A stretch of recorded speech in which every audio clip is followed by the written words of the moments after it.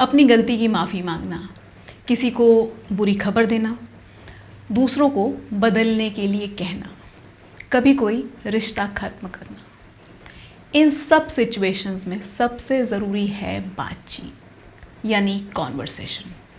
और इन सब सिचुएशंस में सबसे डिफ़िकल्ट है बातचीत। Conversations are really difficult in such situations. तो आज और आने वाले कुछ वीडियोस में हम बातचीत करेंगे कि डिफ़िकल्ट बातचीत कैसे करें।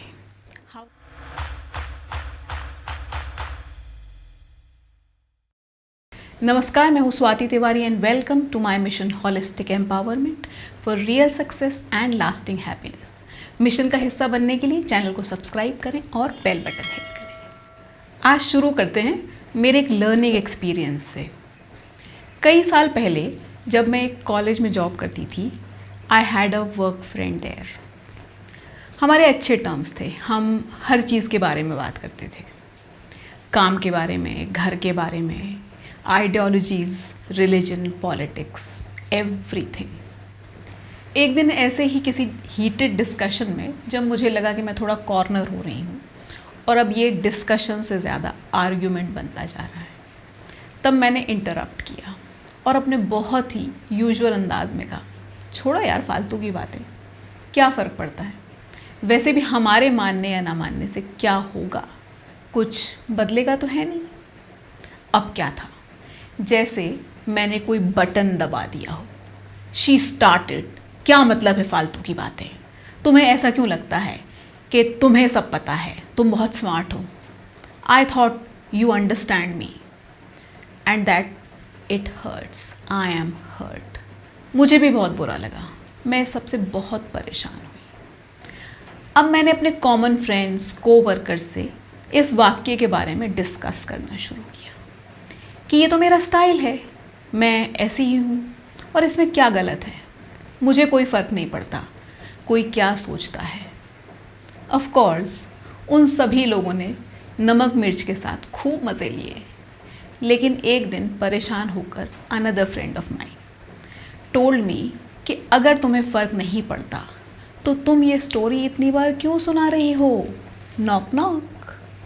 She said, actually you are asking a wrong question. Instead of asking कि इस बिहेवियर में क्या गलत है, यू शुड आस्क कि इस बिहेवियर में क्या सही है। क्या इस बिहेवियर से आज तक तुम्हारा कोई रिलेशनशिप या कम्युनिकेशन इम्प्रूव हुआ है। That hurts. जब कोई आपको आईना दिखाता है, it hurts really hard right here. और उस दिन मैंने डिसाइड किया to course correct that behaviour. लेकिन आदतें सिर्फ डिसाइड करने से नहीं बदलती, you need to practise hard. मैंने प्रैक्टिस की अपनी फैमिली के साथ, अपने क्लोज फ्रेंड्स के साथ। उन्होंने पॉइंट आउट करना शुरू किया और मैंने अपोलोजाइज़ करके बदलना।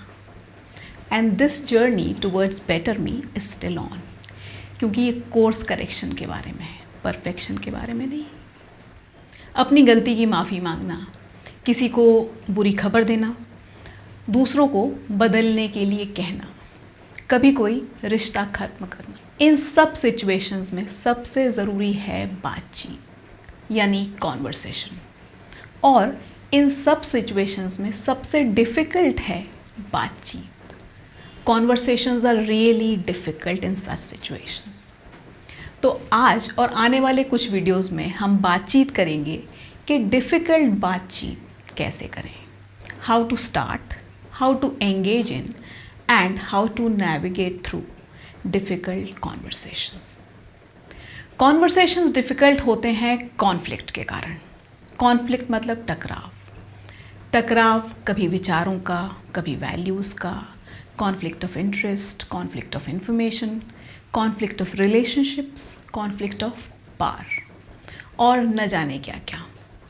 चाहे पर्सनल लाइफ हो या professional life, conflicts are inevitable. चाहे घर हो या वर्क, टकराव से हम नहीं बच सकते। It's a part of life. हम सबका अपना अलग तरीका है कॉन्फ्लिक्ट से, टकराव से डील करने का। कुछ लोग सोचते हैं कॉन्फ्लिक्ट अवॉइड करना एक बेस्ट तरीका है। कुछ कॉन्फ्लिक्ट्स को डिनाई करते हैं, कुछ लोग ये सोचते हैं कि वो जानते हैं कॉन्फ्लिक्ट से कैसे डील करना है, लेकिन अक्सर दूसरे उन्हें कठोर समझते हैं, that they lack compassion. Conflict के साथ हमारा सबसे बड़ा कॉन्फ्लिक्ट है कि हम इसे कैसे परसीव और डिफाइन करते हैं। जो लोग अवेयर नहीं हैं वो इसे खुद की हार या जीत की तरह देखते हैं, तो कुछ सही और गलत के नज़रिए से, तो कुछ समझते हैं इसे पावर स्ट्रगल की तरह। आज तक आपने जैसे भी देखा हो कॉन्फ्लिक्ट को, लेकिन आज इस वीडियो के बाद से कॉन्फ्लिक्ट को देखिए एक अपॉर्चुनिटी की तरह। कोशिश कीजिए कॉन्फ्लिक्ट को एक मौके की तरह देखने की, अपने पर्सनल और प्रोफेशनल ग्रोथ का मौका, खुद की अंडरस्टैंडिंग बढ़ाने का मौका, और देखिए इसे एक मेथड की तरह, खुद के मिशन को अचीव करने का मेथड। अगर हम कॉन्फ्लिक्ट को अपॉर्चुनिटी और मेथड इन दो लेंसेज से देखेंगे तो कॉन्फ्लिक्ट जल्दी और इजीली रिजॉल्व होंगे। फॉर एग्जाम्पल, क्या मेरी कॉन्फ्लिक्ट सिचुएशन में आपने ध्यान दिया कि जब तक मेरी फ्रेंड ने मुझे आईना नहीं दिखाया था तब तक मैं इस कॉन्फ्लिक्ट को मैं सही तो तुम गलत, तुम सही तो मैं गलत वाले अंदाज में बहुत पर्सनली ले रही थी। लेकिन जैसे ही मैंने लेंस बदला और अपॉर्चुनिटी वाला लेंस लगाया, मुझे अपॉर्चुनिटी मिली खुद के बिहेवियर को बदलकर एक बेटर वर्जन ऑफ मी बनने की। और ये कंटिन्यूस कोर्स करेक्शन एक मेथड बना मेरे होलिस्टिक एम्पावरमेंट को अचीव करने का। किसी भी कॉन्फ्लिक्ट से बाहर आने के लिए बातचीत ज़रूरी है। वो बातचीत जो मेरी फ्रेंड ने की मुझसे आईना दिखाते समय। किसी के लिए ये बातचीत मुश्किल हो सकती है तो किसी दूसरे के लिए ये बहुत सहज हो सकती है। अलग अलग लोगों को अलग अलग तरह के कॉन्वर्सेशन डिफ़िकल्ट लगते हैं, क्योंकि कई कारण हैं जो कॉन्वर्सेशंस को डिफ़िकल्ट बनाते हैं। पहला है परिस्थितियाँ, यानी कि सिचुएशंस। सिचुएशन का मतलब है जब ऐसा कुछ हो रहा है जो हम नहीं चाहते, या फिर जो हम चाहते हैं वो ना हो रहा हो। दूसरा कारण है रिलेशनशिप्स। जब कॉन्फ्लिक्ट किसी ऐसे व्यक्ति के साथ है जिसकी हम केयर करते हैं, कॉन्वर्सेशन डिफ़िकल्ट हो जाते हैं क्योंकि हम डरते हैं कहीं संबंध बिगड़ ना जाए। तीसरा कारण है पावर स्ट्रक्चर। कभी कॉन्फ्लिक्ट हो सकता है हमारे बॉसेस के साथ, हमारे माता पिता के साथ, जिनके पास हमसे ज़्यादा पावर है। तो कभी हो सकता है दोस्त के साथ, किसी कोवर्कर के साथ, जिनके पास बराबर पावर है। तो कभी कॉन्फ्लिक्ट हो सकता है बच्चों के साथ, जूनियर्स के साथ, जिनके पास हमसे कम पावर है। हर एक पावर स्ट्रक्चर की डिमांड अलग है, अलग तरह का कॉन्वर्सेशन है। पावर कॉम्प्लिकेट करती है कॉन्फ्लिक्ट को और कॉन्वर्सेशन दोनों को। चौथा कारण है emotions and feelings. Conversations difficult हो जाते हैं हमारी इमेजिनेशन के कारण। ये इमेजिनेशन कि डिफ़िकल्ट कॉन्वर्सेशन के दौरान दूसरे के इमोशंस और फीलिंग्स क्या होंगे और वो कैसे एक्सप्रेस होंगे, एंड ऑल्सो हमारे खुद के इमोशंस और फीलिंग्स वो भी कैसे एक्सप्रेस होंगे। चलिए अब इन चारों वेरिएबल्स को एक एग्जाम्पल से समझने की कोशिश करते हैं। सिचुएशन ये है कि आपका एक कज़न आजकल आपको बहुत फ़ोन कर रहा है।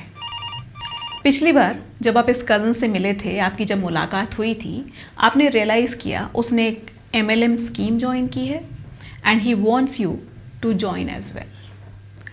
आप MLM में इन्वेस्ट नहीं करना चाहते और अपने कज़न से कहना चाहते हैं कि आप ज्वाइन नहीं करेंगे और वो आपको बार बार फ़ोन ना करे। अब आता है रिलेशनशिप। वो आपका कज़न है, आप उसको हर्ट नहीं करना चाहते, रिलेशनशिप को स्ट्रेन नहीं करना चाहते। पावर स्ट्रक्चर की बात करें तो वो कज़न है काइंड ऑफ इक्वल, लेकिन अगर वो आपके कुछ सीक्रेट्स जानता है then he is more powerful. क्या वो नुकसान कर सकता है? अब बात करते हैं फीलिंग्स और इमोशंस की। आप नहीं चाहते कज़न को हर्ट करना। आप इमेजिन करने लगते हैं कि क्या होगा जब आप मना करेंगे, कि वो इमोशनल ब्लैकमेल करेगा, कहेगा आपसे बहुत आशा थी कि आप समझेंगे, आप मुझे मोटिवेट करेंगे, सपोर्ट करेंगे। शायद रोने लगे, बेग करे, हर्ट होगा और जब नेक्स्ट टाइम मिलेंगे तो शायद वो ठीक से बात नहीं करेगा। ये इमेजिन करते ही आप प्रेशर में आ जाते हैं और डिसाइड करते हैं कि कज़न के साथ ये कॉन्वर्सेशन अवॉइड करना ही बेस्ट ऑप्शन है। और आपका फ़ोन बजता है, वही कज़न है। अरे घबराइए नहीं, सिर्फ इमेजिनरी सिचुएशन है जहां हमने सभी वेरिएबल्स और उनके असर को एक एक करके अलग किया, अनपैक किया और देखा। जब हम सब वेरिएबल्स को और उनके इम्पैक्ट को अनपैक करते हैं तब हमारी डिफ़िकल्ट कॉन्वर्सेशन को अवॉइड करने की इच्छा या उससे बचने की चाहत थोड़ी कम हो जाती है। And this is the first step towards starting a difficult conversation.